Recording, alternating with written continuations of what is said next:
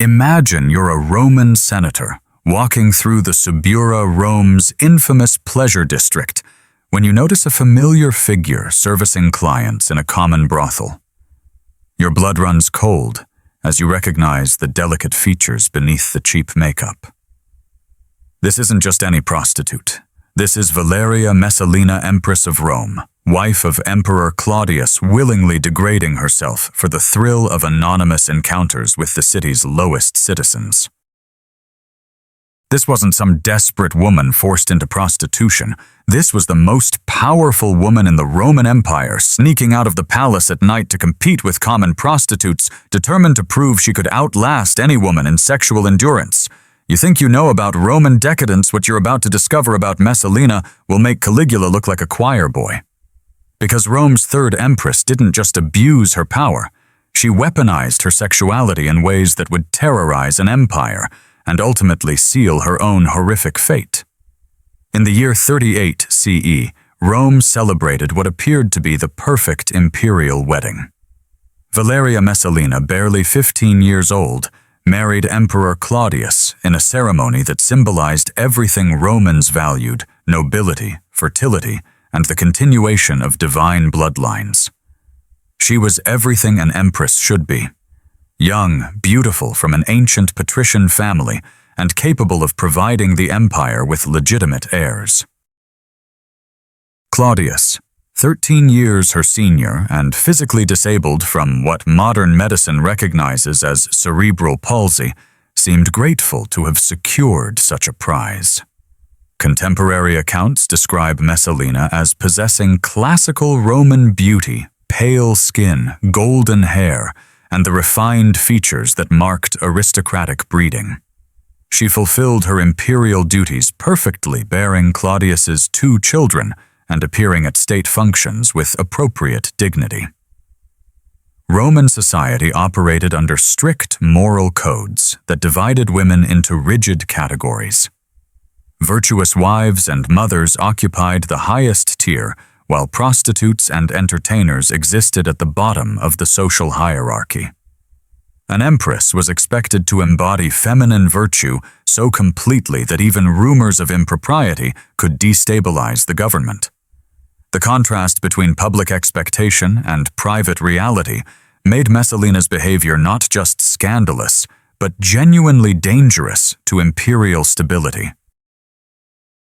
But behind the marble walls of the Palatine Palace, something far darker was developing. The young woman who smiled graciously during religious ceremonies and hosted dignified dinner parties was secretly planning nocturnal adventures that would shock even jaded Roman aristocrats who thought they had seen every form of excess imaginable. The transformation began subtly during Messalina's first year as empress, when palace servants started noticing peculiar changes in her behavior. She would dismiss her guards at unusual hours, claiming fatigue, then emerge from her chambers wearing simple clothes that concealed her identity. Initially, her nocturnal wanderings seemed like harmless rebellion, a young woman seeking adventure outside the suffocating protocols of palace life.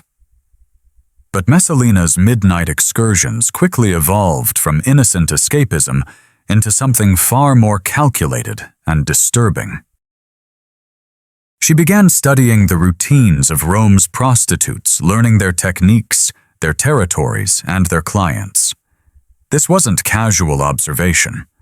She was conducting research with the methodical precision of a military campaign.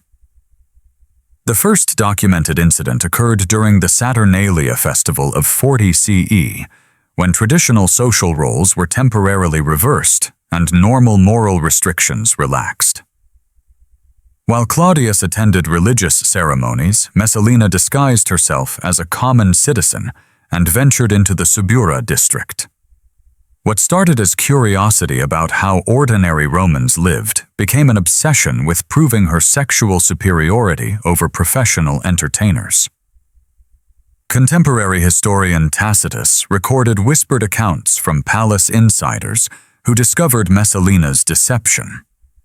She had approached a brothel keeper, offering to work anonymously for a single night. The proprietor, unaware of her true identity, accepted what appeared to be an aristocratic woman seeking excitement. But Messalina's performance that night exceeded anything the establishment had witnessed. She serviced more clients than their most experienced workers, displaying an appetite that shocked even professionals accustomed to extreme demands. When dawn approached and other prostitutes stopped working, Messalina refused to leave. She demanded more clients, more challenges, more opportunities to demonstrate that an empress could outperform any common prostitute. The brothel keeper finally forced her to depart. But the damage was done. Messalina had discovered her true calling.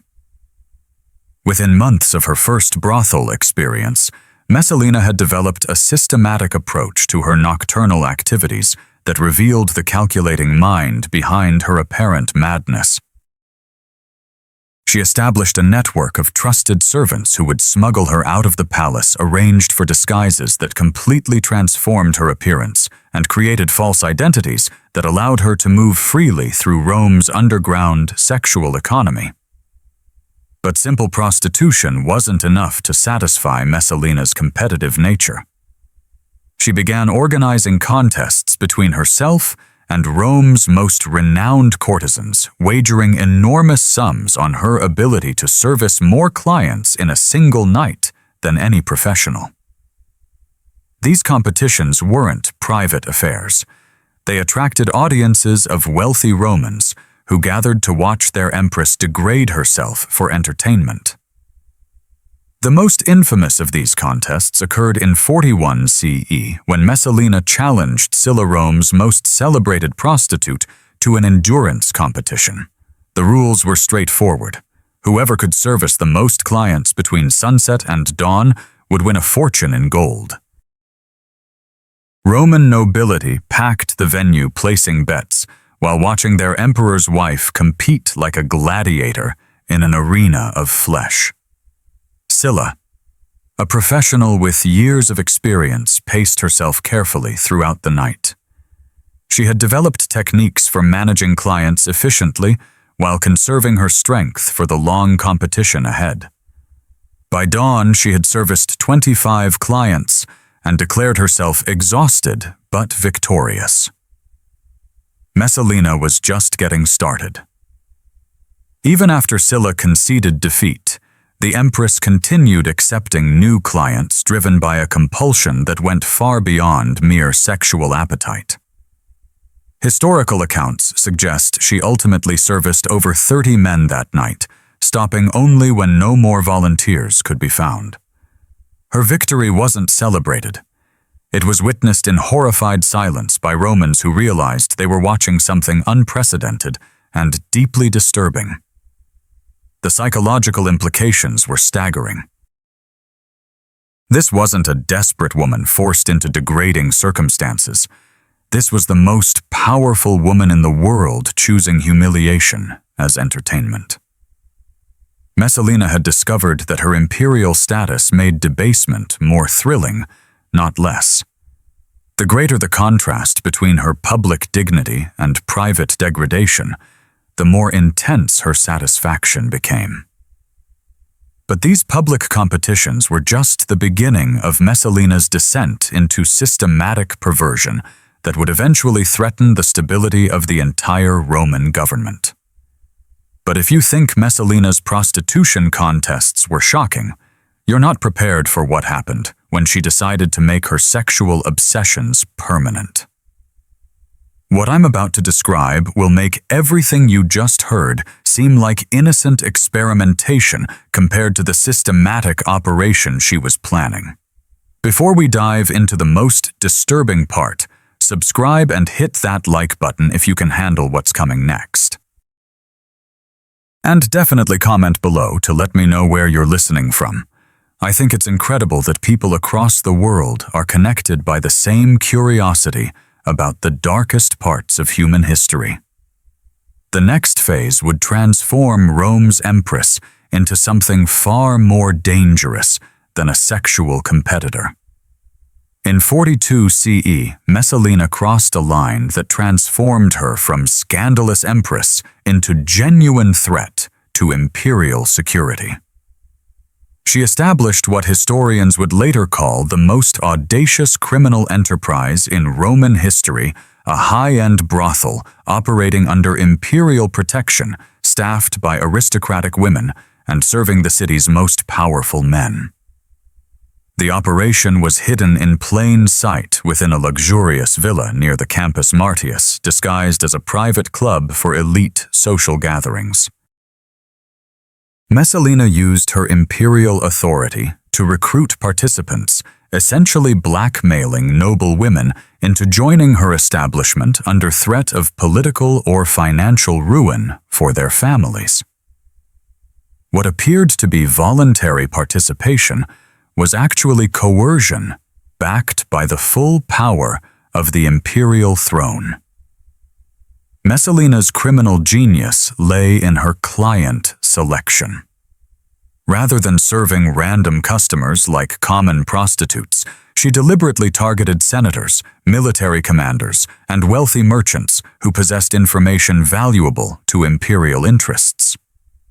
Every encounter was documented by hidden servants who recorded conversations, identified weaknesses, and gathered intelligence that Messalina could later use for political manipulation. The Empress had essentially created a honey trap operation that made her one of the most informed individuals in the Roman Empire. She knew which senators were planning to oppose imperial policies, which military commanders harbored treasonous thoughts, and which merchants were evading taxes or smuggling goods. This information network gave Messalina unprecedented power over the very men who should have been governing the empire alongside her husband. Her methods were sophisticated and psychologically devastating. She would identify targets through careful observation at state functions, then arrange for them to be invited to exclusive gatherings at her villa. Once inside, guests would be offered increasingly exotic entertainment, culminating in encounters with aristocratic women whose identities were revealed only after compromising acts had been performed and documented. The psychological impact on her victims was calculated and cruel. Discovering they had unknowingly engaged with the Empress herself, or with wives and daughters of their political allies, created layers of blackmail that ensured absolute silence and compliance. Messalina had turned sexual shame into political control, creating a web of compromised officials who dared not oppose her wishes. But the most disturbing aspect of her operation was how it corrupted the fundamental relationships that held Roman society together. She forced aristocratic women to betray their class, coerced political leaders to act against their principles, and transformed the sacred bonds of marriage and family into tools of manipulation and control. Foreign ambassadors began reporting strange irregularities in Roman policy decisions that seemed to favor specific individuals without logical explanation.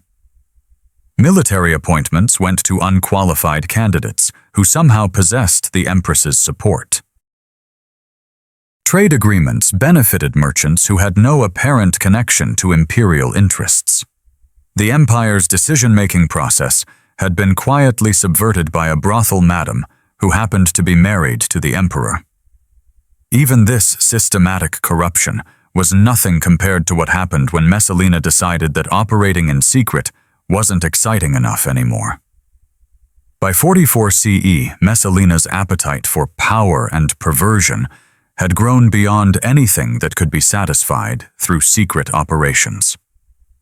She began organizing elaborate public orgies that served as both entertainment and political theater, forcing Rome's elite to participate in degrading spectacles that cemented her control over the empire's leadership. These events weren't spontaneous parties, but carefully orchestrated displays of imperial power disguised as religious festivals. Messalina would claim to be honoring various gods and goddesses, requiring attendance from senators, their wives, and other high-ranking officials, under the pretext of fulfilling civic duties. What began as formal religious observances would gradually transform into scenes of systematic sexual humiliation. The Empress had developed techniques for gradually escalating these gatherings from dignified ceremonies into something far more sinister. She would begin with traditional rituals, then introduce increasingly intimate elements claimed to be authentic ancient practices. By the time participants realized what was happening, they were already too compromised to object, without admitting their own participation in activities that violated every principle of Roman morality. Messalina's psychological manipulation reached its peak during these events. She understood that forcing aristocratic men and women to degrade themselves publicly created bonds of shared shame that prevented them from later opposing her authority. Everyone who participated became complicit in maintaining the fiction that these gatherings were legitimate religious observances rather than imperial sex parties. The most horrifying accounts describe Messalina forcing political rivals to perform with each other while she watched and provided commentary. Senators who had opposed imperial policies found themselves naked and degraded before their colleagues, their dignity destroyed, and their authority permanently compromised. She had discovered that sexual humiliation was more effective than execution for neutralizing political opposition. But perhaps most disturbing was how Messalina began incorporating younger participants into these events. Palace records suggest she recruited adolescent sons and daughters of prominent families, claiming their participation was necessary for religious authenticity. These young people, raised to obey imperial authority without question, became unwilling participants in their own exploitation. The Empress had created a system where opposing her required admitting participation in activities that would destroy entire family lines. Parents couldn't protect their children without confessing their own involvement. Political leaders couldn't expose her crimes without revealing their own complicity. She had essentially made herself untouchable through systematic blackmail that encompassed the entire Roman ruling class. Foreign observers began noting the strange behavior of Roman officials during diplomatic negotiations. Previously confident senators seemed nervous and submissive. Military commanders appeared distracted and fearful. The empire's leadership had been psychologically broken by an empress who understood that sexual shame was more powerful than military force for controlling human behavior. In 48 CE, Messalina's obsession with power and scandal reached its ultimate expression when she committed an act so unprecedented that it shocked even Romans accustomed to imperial excess. While Emperor Claudius was away in Ostia overseeing grain shipments, Messalina held a full wedding ceremony with Gaius Silius, a handsome young senator she had been pursuing for months. This wasn't a secret affair or symbolic ritual. It was a legal Roman marriage, complete with religious ceremonies, official witnesses, and formal contracts.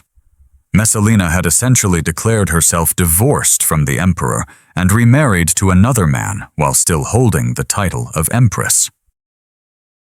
The legal and political implications were staggering, as Roman law recognized her new marriage as legitimate, while she simultaneously remained Claudius's wife.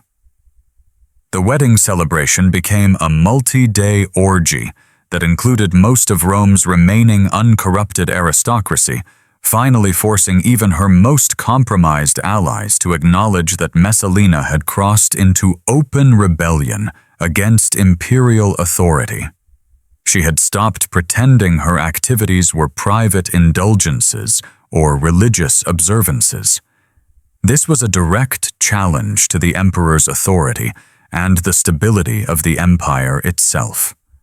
Messalina's psychological state during this period suggests complete disconnection from reality. She began referring to Silius as emperor and herself as his empress, apparently believing she could simply replace Claudius through the force of her will and the compliance of her blackmail victims. She started issuing orders in Silius's name and planning a formal coronation ceremony that would legitimize their rule. The young senator, initially flattered by the empress's attention, found himself trapped in a nightmare of imperial ambition and sexual obsession. He had become the focal point of Messalina's ultimate fantasy.